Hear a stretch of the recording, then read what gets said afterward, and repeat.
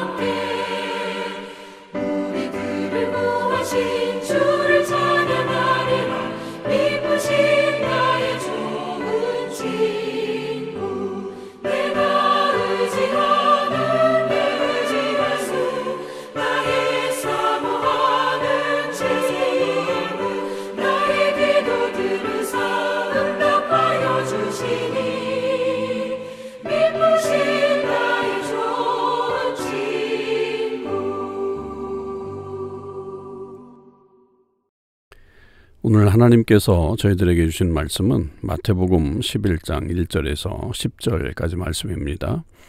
마태복음 11장 1절에서 10절 말씀을 읽겠습니다. 예수께서 12제자에게 명하기를 마치시고 이에 그들의 여러 동네에서 가르치시며 전도하시려고 거기를 떠나가시니라. 요한이 옥에서 그리스도께서 하신 일을 듣고 제자들을 보내어 예수께 여짜오되 오실 그 이가 당신이오니이까 우리가 다른 일을 기다리오리이까. 예수께서 대답하여 이르시되 너희가 가서 듣고 보는 것을 요한에게 알리되 맹인이 보며 못 걷는 사람이 걸으며 나병 환자가 깨끗함을 받으며 못 듣는 자가 들으며 죽은 자가 살아나며 가난한 자에게 복음이 전파된다 하라. 누구든지 나로 말미암아 실족하지 아니하는 자는 복이 있도다 하시니라. 그들이 떠나매 예수께서 무리에게 요한에 대하여 말씀하시되 너희가 무엇을 보려고 광야에 나갔더냐? 바람에 흔들리는 갈대냐? 그러면 너희가 무엇을 보려고 나갔더냐? 부드러운 옷 입은 사람이냐? 부드러운 옷을 입은 사람들은 왕궁에 있느니라. 그러면 너희가 어찌하여 나갔더냐? 선지자를 보기 위함이었더냐? 옳다, 내가 너희에게 이르노니 선지자보다 더 나은 자니라. 기록된 바 보라, 내가 내 사자를 내 앞에 보내리니 그가 내 길을 내 앞에 준비하리라 하신 것이 이 사람에 대한 말씀이니라. 아멘. 오늘도 이 새벽기도에 동참하는 모든 우리 참소망의 식구들과 또 하나님의 백성들에게 주님의 크신 은혜와 사랑이 충만하기를 주님의 이름으로 축원을 드립니다. 오늘은 마태복음 11장 1절에서 10절까지의 말씀을 묵상하겠습니다. 이 말씀은 길게 이어지는 세례 요한에 대한 말씀의 앞부분에 해당하는 그런 말씀인데요. 1절은 먼저 사실은 앞부분과 연결되는 제자들에 대한 어떤 말씀을 끝내시고 나서 그 다음에 예수님께서도 계속적으로 가르치시고 전도하러 마을을 다니셨다라고 하는 것을 말씀해 주는 그런 장면이죠.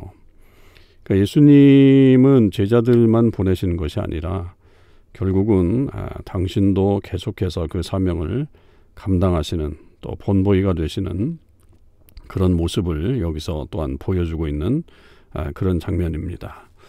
그래서 우리도 언제든지 말만 하는 사람들이 되어서는 안 되고요. 그 말을 또 내가 실천하려고 노력하는 그런 사람들이 되어야 합니다.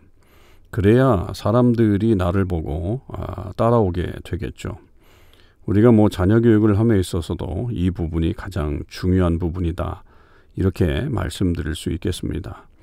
부모님들이 자녀들에게 명령만 하고 자기는 그렇게 지키지 못하면 결국은 그 자녀들이 부모님을 보고 배울 것이 없고 특별히 신앙의 모습 속에서 이게 표리가 부동한 어떤 그런 모습이 나타나게 되면 그것이 사실은 자녀들에게 이 신앙에 좋지 않은 그런 감정들을 갖게 되고 또 그래서 결국 신앙을 떠나게 되는 좋지 않은 결과들이 온다는 것도 우리는 늘 염두에 두고 우리의 삶과 또 우리의 말을 함께 동일하게 하는 또 모범을 보이는 그런 삶을 살아야 하겠습니다. 자, 본격적으로 이제 2절에서부터는 이 세례 요한에 대한 이야기가 나오는데요. 세례 요한은 그 앞부분에서 등장을 하게 되고 그 다음엔 갑자기 사라지게 됐죠. 그리고 이제 그 제자들의 이제 이야기들이 금식 이야기에서 한번 나왔고 또 오늘 다시 이제 요한이 옥에서 이 제자들 보내는 이 장면까지 나오게 됩니다. 세례 요한은 그 정권에 대해서 올바른 말을 했고 또 그 왕에 대한 비판을 했기 때문에 결국에는 이 감옥에 갇히게 된 것을 우리는 이제 나중에 또 알게 되죠. 자, 그렇게 되었을 때 이제 요한이 예수님에 대해서 이제 이야기를 계속 듣게 되면서 근데 그가 하시는 사역에 대해서 지금 자기가 외쳤던 어떤 그런 말씀과 좀 다른 것처럼 느껴졌다고 여겨졌던 것 같아요. 그러니까 그때는 타작마당에 타작하는 어떤 그런 모습으로 메시아가 올 것이다. 그러니까 종말론적인 어떤 예언들을 하게 되었는데 그런데 지금 이 예수라고 하는 분이 그렇게 행동을 하지 않는 그런 모습을 보면서 과연 그분이 오실 그이, 즉 메시아인가 아니면 내가 다른 사람을 더 기다려야 되는가 라고 하는 어떤 그런 의문들이 그의 머릿속에 생겼을 거고 제자들에게 한번 그걸 확인해 달라고 보냈던 것으로 그렇게 여기서 나타나게 되죠. 그랬더니 이제 예수님이 그 요한의 제자들에게 너희는 가서 듣고 보는 것을 요한에게 그대로 알려줘라 라고 하면서 5절에 이제 그 내용들을 설명하고 있죠. 맹인이 보며 못 걷는 사람이 걷고 나병 환자가 깨끗함을 받고 못 듣는 자가 듣고 죽은 자가 살아나고 가난한 자에게 복음이 전파된다. 그러니까 이 말씀은 그냥 물론 예수님이 하신 사역을 말한 그런 내용을 지금 설명해 주고 있는 것이기도 하지만 이사야서에서 예언하고 있는 이 메시아의 시대에 일어나는 그런 일들에 대한 말씀이 여기에 일어나고 있는 거죠.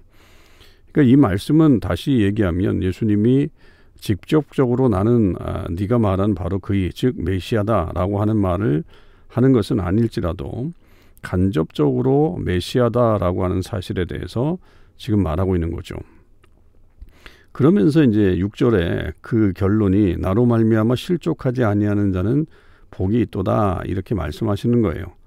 그러니까 결국 내가 그 메시아다, 내가 요한이 외쳤던, 요한이 기대했던 그 메시아다라고 하는 것을 여기서 말하고 있는 거죠. 물론 요한이 실족을 했는지 안 했는지에 대해서는 알 수 없지만, 요한이 뭐 그럴 리는 없다고 여겨집니다만, 이 말씀은 사실은 이 글을 읽고 있는 마태의 독자들이나 현재 우리들에게 이 부분을 계속 끌고 가고 있는 거죠. 그러니까 예수님이 이런 사역을 하시는 것이 결국 그냥 일반적인 사역이 아니라 메시아로서의 사역이다. 이분이 바로 메시아 왕이시다라고 하는 것에 대해서 우리에게도 계속해서 이 말씀이 진리라고 하는 것을 믿어라, 또 그것을 계속 유지해라 라고 하는 그런 측면으로 말씀하고 있는 것이 더 강합니다. 자, 그렇게 되면서 이제 7절 이하에서는 예수님이 이 요한의 제자들이 떠나간 다음에 이 무리에게 말씀하시는 그런 장면이죠. 그러면서 세 가지 질문을 던집니다. 너희가 무엇을 보려고 광야에 나갔더냐? 8절에도 너희가 무엇을 보려고 나갔더냐? 9절에도 너희가 어찌하여 나갔더냐? 이제 동일한 질문들을 하면서 첫 번째는 바람에 흔들린 갈대냐? 또 부드러운 옷 입은 사람이냐? 혹은 선지자냐? 이렇게 이제 예수님께서 말씀하십니다. 이 갈대나 혹은 뭐 옷 입은 사람이나 이 선지자나 다 요한을 말하는 거겠죠. 그러니까 이 흔들리는 갈대는 정말로 이렇게 정해진 것이 없이 왔다 갔다 하는 어떤 그런 모습을 말하는 것일 것이고, 또 부드러운 옷 입은 사람에 대해서는 이것이 이제 정치적인 어떤 그런 역할들을 하는 그런, 왜냐하면 그분들이 궁중에 왕궁에 있다라고 하는 것으로 보면 사람들에게 미사역을 하면서 정치적인 어떤 역량을 발휘하려고 하는 그런 사람들이다라고 하는 것을 말하는 것입니다. 그러니까 그런 것을 기대하고 나갔다고 한다면 그것은 너희들이 낭패다. 그러면 선지자를 기대하고 나갔다라고 한다면 그것은 맞다. 내가 너희에게 말하노니 선지자보다 더 나은 자니라. 자, 선지자가 맞긴 하지만 그러나 선지자보다 더 나은 자다라고 하는 것을 말합니다. 물론 이 선지자가 누구를 말하는지는 명확하게 말할 수는 없지만, 그러나 일반적인 어떤 선지자의 롤과 그런 역할들에 대해서 말하는 거겠죠. 그런데 그 선지자보다 더 나은 자다. 그러니까 요한에 대한 어떤 예수님의 칭찬의 말씀이 여기에 들어가 있는 겁니다.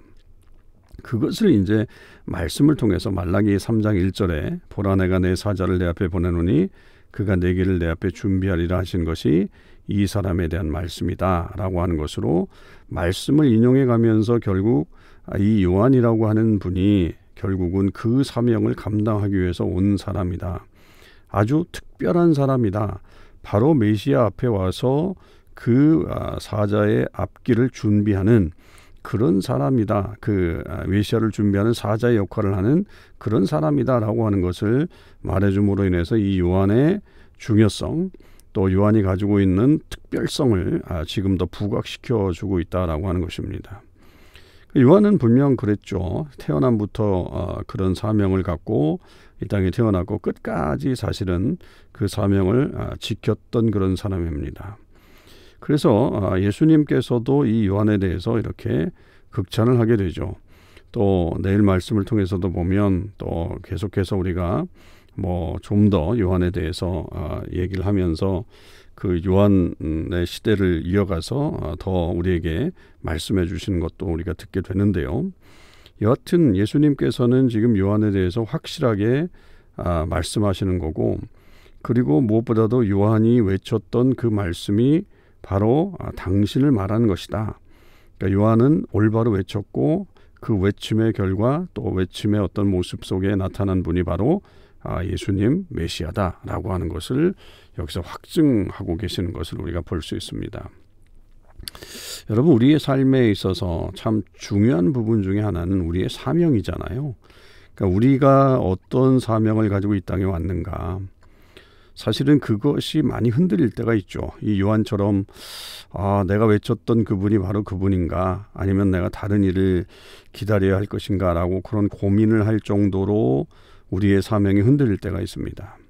그럴 때에 우리의 초점을 주님께로 다시 향하고 그 주님께서 주시는 말씀에 귀를 기울이는 것, 그것이 매우 중요한 우리 삶의 모습이어야 한다라고 하는 거죠. 그러니까 결국 우리의 사명은 주님께서 우리에게 주시는 것이어야 합니다. 그리고 그 하나님께서 우리에게 예비하신 우리의 삶의 내용들을 제대로 찾아 나가는 거죠. 그것을 제대로 감당할 때에 하나님의 역사가 이루어지는 것을 우리는 보게 됩니다. 우리 중에 혹시 사명을 잃어버리고 방황하고 계신 분이 계시지 않습니까? 나는 무엇을 하기 위해서 이 땅에 왔는가 이렇게 고민하고 있지 않습니까? 주님 앞에 나아가십시오. 주님 앞에 나아가서 물으십시오. 여쭈세요. 그러면 하나님께서 또한 말씀해 주시고 가르쳐 주시는 역사가 일어나게 되고 또 우리의 길이 결코 잘못된 길로 가지 않게 될 것입니다. 저와 여러분이 요한처럼 그런 사명을 잘 감당하는 모습을 갖길 원하고 또한 예수님이 분명 우리의 메시아이심을 고백하고 또 그 삶 속에 우리가 늘 찬양과 감사의 삶을 살아가는 그런 삶이 되기를 주님의 이름으로 간절히 축원을 드립니다. 기도하시겠습니다. 하나님 아버지 감사합니다. 오늘도 하나님께서 저희들에게 하나님의 귀한 은혜를 베풀어 주시고 또 말씀을 통해서 다시 한번 우리의 사명을 고취시켜 주시니 감사합니다. 하나님 저희들도 이 땅에 살면서 우리의 사명을 제대로 감당하고 있는가 고민하며 살 때가 있습니다. 그럴 때에 주님 저희들에게 확신을 주셔서 우리가 가는 이 길이 결코 헛되지 않음을 알려주시옵시고 또 이 길을 정말 힘있게 갈 수 있는 저희 모두가 될 수 있도록 하나님 인도하여 주시옵소서. 무엇보다도 우리 주님이 이 땅에 메시아로 오셨음을 저희들이 늘 믿고 감사하고 찬양하며 살게 하여 주셔서 이 믿음 안에서 우리의 삶 전체가 이루어질 수 있는 그런 역사가 이루어지게 하여 주옵소서. 주님 간절히 원합니다. 우리 중에 육신의 연약함 때문에 하나님 앞에 나아가는 주의 백성들이 있습니다. 주님 병상에서 혹은 또 그렇게 자리에서 이 말씀을 듣는 모든 이들에게 주님 역사해 주시옵소서. 우리 주님은 맹인이 보고 못 걷는 사람이 걸으며 나병 환자가 깨끗함을 받으며 못 듣는 자가 들으며 죽은 자가 살아나며 가난한 자에게 복음이 전파되는 역사를 이루셨다고 하셨습니다. 오늘 아버지 하나님 그런 역사가 그 현장 속에 일어나게 하여 주시옵시고 주의 은혜로 충만케 하여 주시옵소서. 하나님께서 온전히 그 일들을 이루실 것을 믿고 감사드리며 우리 주님 예수 그리스도의 이름으로 기도하옵나이다. 아멘. 성도 여러분, 오늘 하루도 주님의 은혜 안에서 승리의 삶을 사실 수 있기를 바랍니다.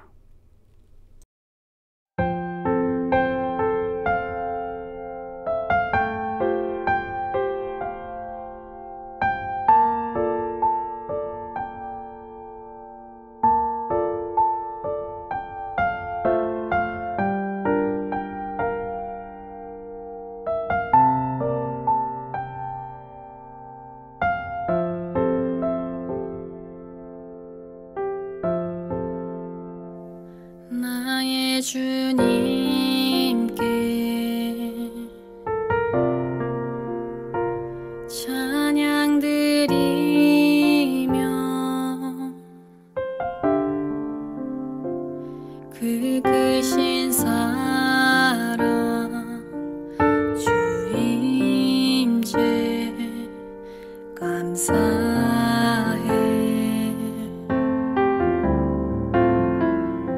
어둠 속에